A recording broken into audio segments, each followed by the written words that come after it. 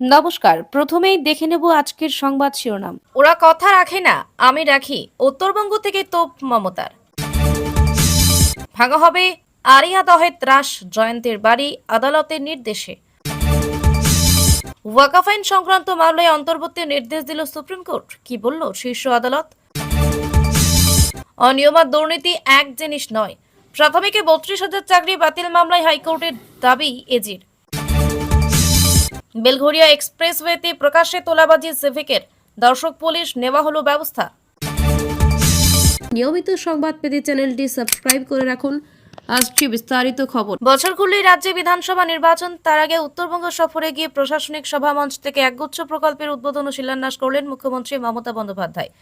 মঙ্গলবার ডাবগ্রাম ফুলবাড়িতে প্রশাসনিক সভা মঞ্চ থেকে রাজ্য সরকারের কাজের খতিয়ানও তুলে ধরলেন। বিরোধীদের তোপ থেকে বললেন, ওরা কথা দিয়ে কথা রাখে না, আমি রাখি। বাংলার বাড়ির দ্বিতীয় কিস্তির টাকাও এদিন থেকে সুবিধা প্রাপকেরা পেতে শুরু করলেন বলে জানান তিনি। এদিন ডাবগ্রাম ফুলবাড়িতে জলপাইগুড়ি, আলিপুরদুয়ার জেলা এবং শিলিগুড়ি মহকুমা পরিষদের সরকারি পরিষেবা প্রদান অনুষ্ঠান হয়। সেখানে পূর্বতন বাম সরকারকে আক্রমণ করে উত্তরবঙ্গের জন্য তৃণমূল সরকারের পদক্ষেপ তুলে ধরেন মমতা। বলেন, উত্তরবঙ্গে আগে কি ছিল? মানুষের কান্না, একদিকে হাতি একদিকে গন্ডার, আর কোনো উন্নয়ন ছিল না। বিরোধীদের আক্রমণ করে মুখ্যমন্ত্রী বলেন, মমতা বন্দ্যোপাধ্যায়ের বিরোধিতা করতে গিয়ে বাংলার বদনাম হয়। বাংলার উন্নতি চোখে দেখতে পান না, শুধু বাংলাকে গালিগালাজ করে যান। বাংলার মানুষ বাংলার বদনাম মেনে নেয় না বলে মন্তব্য করেন তিনি। লক্ষ্মীর ভান্ডারে প্রসঙ্গ তুলে প্রশাসনিক সভামঞ্চ থেকে নাম না করে বিজেপিকে তোপ দেখে মুখ্যমন্ত্রী বলেন, লক্ষ্মীর ভান্ডার সারা ভারতবর্ষ নয়, সারা পৃথিবীতে আমরা চালু করেছিলাম, আজ সারা জীবন চলবে। কেউ কেউ এখন থেকে বলছেন, এত দেব অত দেব, দাওনি কেন এতদিন? বাঘে খেলেও তো দেখে আসো না, অত বড় বড় ভাষণ। নির্বাচনী আগে যা বলেছিল তা দেয়নি, মুম্বাই গিয়ে দেয়নি, রাজস্থানে দেয়নি, মধ্যপ্রদেশে দেয়নি। ওরা ভোটের আগে যা বলে ভোটের পর তা ভুলে যায়। আমরা সেটা করি না, আমরা যা বলি তা করি। যখন যেটা বলেছি করে দেখিয়েছি। আমি যদি কথা দিই, আমি কখনো কথা থেকে সরে যাই না। তার কারণ এটাই আমার বিশ্বাসযোগ্যতা এবং এটাই আমার কাজের সবচেয়ে বড় যোগ্যতা। চেষ্টার কোনো ত্রুটি রাখি না, এটা চেষ্টার ত্রুটি কোনো দিনও থাকবে না। সব সম্প্রদায়কে একসঙ্গে থাকার বার্তা দিয়ে এদিন মুখ্যমন্ত্রী বলেন, যারা দাঙ্গা করে তারা দাঙ্গা নিয়ে জন্মায়, তারা মানুষের ভালো চায় না। দাঙ্গা হলে ঘর পুড়বে, ঘর জ্বলবে, মানুষ মরবে, রাজনীতির লোকেরা রাজনীতি করার সুযোগ পাবে। হাইকোর্টের নির্দেশ মেনে আরিয়াদহের ত্রাস জয়ন্ত সিং এর বাড়ি ভাঙার প্রক্রিয়া শুরু করতে চলেছে কামারহাটি পুরসভা। আদালতের বেঁধে দেওয়া সময়সীমা অনুযায়ী 8 সপ্তাহের মধ্যে জয়ন্তের 3 তলা বাড়ি ভেঙে গড়িয়ে দেওয়া হবে। পৌরসভার চেয়ারম্যান গোপাল সাহা জানিয়েছেন, আদালতের নির্দেশ মেনে নির্দিষ্ট সময়ের মধ্যেই বাড়িটি ভেঙে ফেলা হবে। খুব তাড়াতাড়ি প্রয়োজনীয় টেন্ডার প্রক্রিয়া করা হবে। কামারহাটি পুরসভার 10 নম্বর ওয়ার্ডের আরিয়াদহের মৌসুমী মোড় সংলগ্ন প্রতাপ রুদ্র লেনে জয়ন্তের দুটি বাড়ি, একটি পৈতৃক, সেটিতে খাটাল রয়েছে, আর একটি পৈতৃক বাড়ির কাছে জলাশয়ের একাংশ বুঝিয়ে পরিত্যক্ত জমিতে দুধ সাদা প্রসাদ তৈরি করেছিল জয়ন্ত। অভিযোগ, বছর 3 আগে নাকি জমিটি নিজের কবজায় করে রাতারাতি সেখানে নির্মাণ কাজ শুরু করে জয়ন্ত সিং। বছর খানেকের মধ্যে সেই জমিতে তৈরি হয় চোখ ধাঁধানো 3 তলা বাড়ি।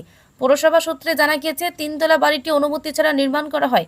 অভিযোগ যে জমিতে 3 তলা বাড়িটি তৈরি হয়েছে তার মালিক দিলীপ মুখোপাধ্যায় এবং ননীগোপাল মুখোপাধ্যায়। তবে দুজনের কারো খোঁজ পায়নি পৌরসভা, তাই আইন মেনে বেআইনি বাড়িতে নোটিশ ঝুলানোর পাশাপাশি খবরের কাগজে পৌরসভার তরফে বিজ্ঞপ্তি জারি করা হয়েছিল। এ নিয়ে হাইকোর্টও মামলা হয়। গত সোমবার সেই মামলার বেআইনি বাড়িটি 8 সপ্তাহের মধ্যে ভেঙে ফেলতে নির্দেশ দেন কলকাতা হাইকোর্টের বিচারপতি গৌরাঙ্গ কান্ত। উল্লেখ্য, গত বছর জুলাই মাসে বেলঘরিয়া থানা আরিয়াদহে এক যুবক ও তার মাকে মারধরের ঘটনায় জয়ন্তের নাম জড়ায়। তারপর থেকে প্রকাশ্যে আসে তার একের পর এক অত্যাচারের খবর।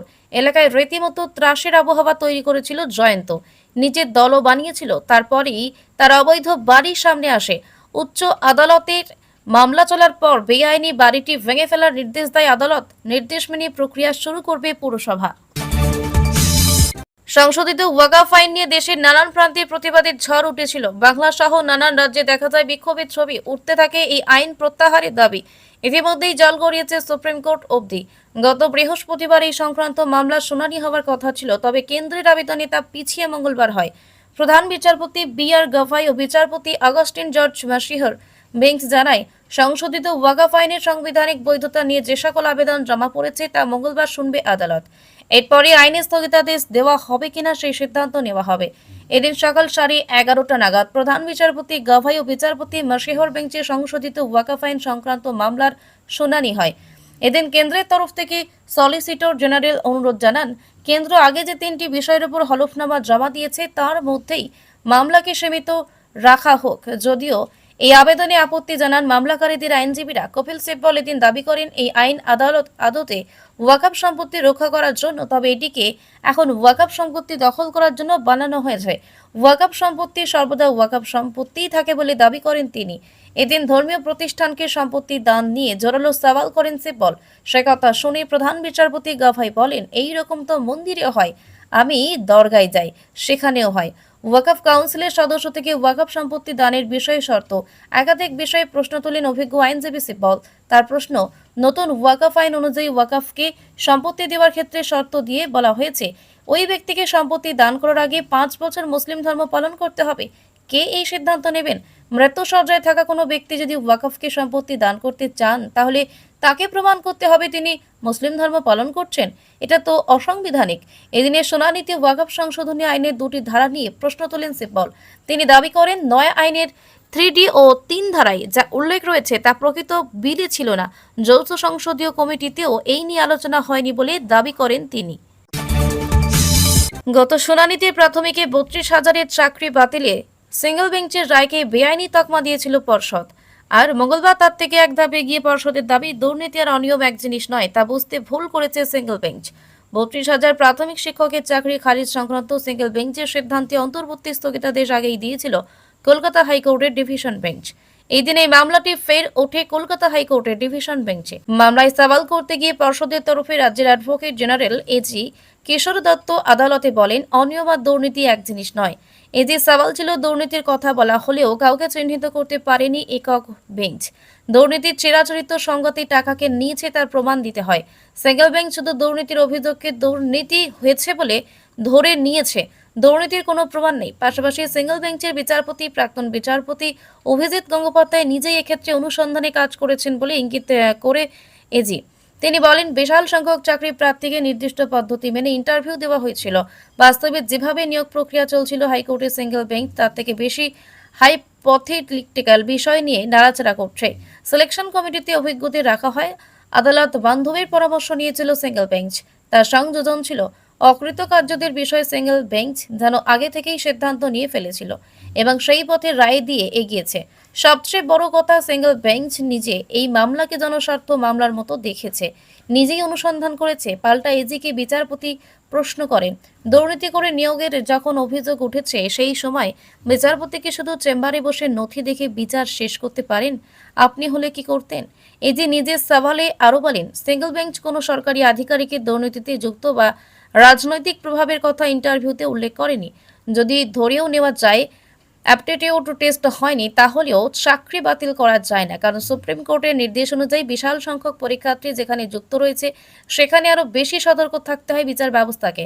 অথচ সিঙ্গেল বেঞ্চের বিচারপতি 1 ঘন্টার নোটিশে জেলবন্দি প্রাক্তন পর্ষদ সভাপতিকে এজলাসে হাজির করে জেরা করেছিলেন।